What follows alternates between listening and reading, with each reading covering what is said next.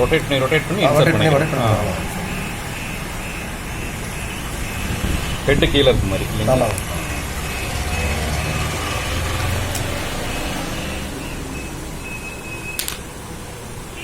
மேலே அப்படி பிடிச்சிட்டே இருக்கணும். இதாக இருக்கும். பாதியில் இருக்கும்போதே போடணும்.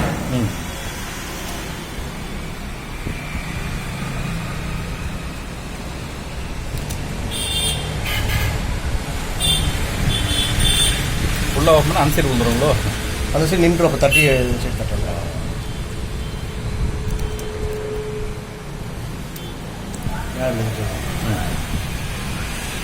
ஈஸி தானே உங்களுக்கு?